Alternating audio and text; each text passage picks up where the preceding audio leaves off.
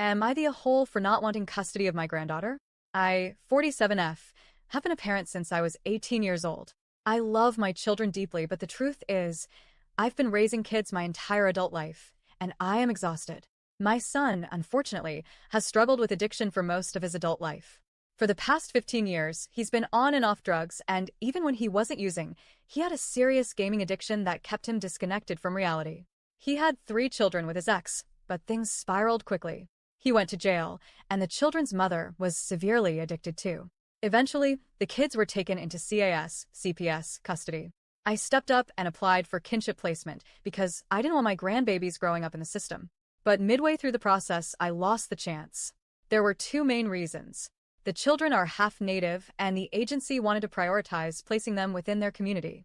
I had said that after jail, my son could come back to live with me, so he could continue his progress. I made it clear I would kick him out if necessary, but that statement, apparently, was enough for CAS to doubt my stability as a long-term option. They eventually ghosted me, but not before telling me something that broke my heart.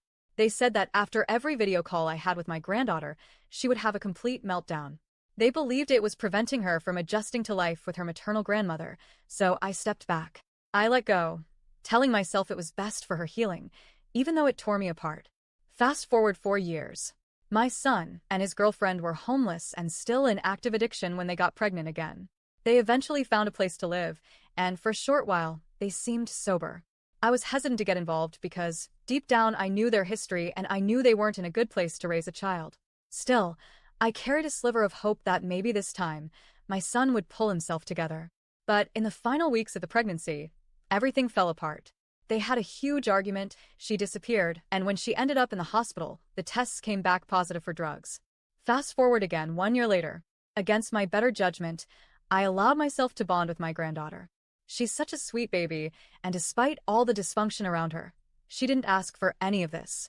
Over time, I started spending more time with them, though I always knew they were still battling their demons. Then last week, they asked if my husband and I could take her for a few days because they were stressed out. Of course, we agreed. But soon after, I got a call from CAS. They asked how long we'd be taking care of her, what activities we had planned, and all the details. I was confused until they told me my son and his girlfriend had officially asked for respite care. That's when the puzzle pieces started clicking.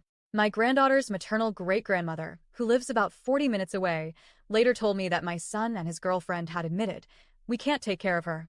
We don't even have enough food for ourselves." After that, my son's girlfriend unfriended me on Facebook, and neither of them have answered my calls or messages.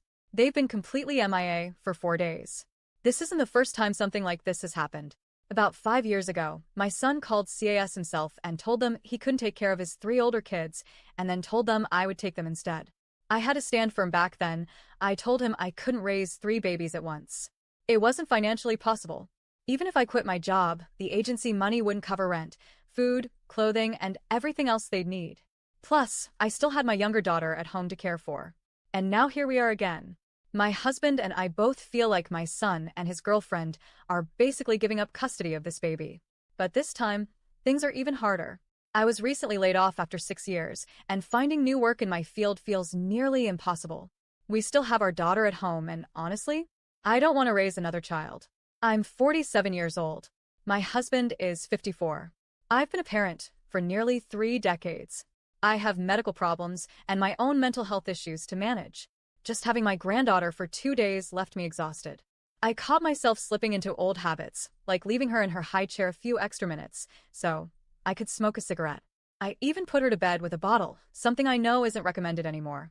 I feel guilty because she deserves better, but also terrified of what it would mean if I took her full-time. 18 more years of parenting. 18 years of sleepless nights, financial stress, health strain, and resentment. I want to finally live for myself. I've never had the chance to be an adult without also being a parent. My husband feels the same way. He wants to be a grandparent, not a father again. He knows his limits, and so do I.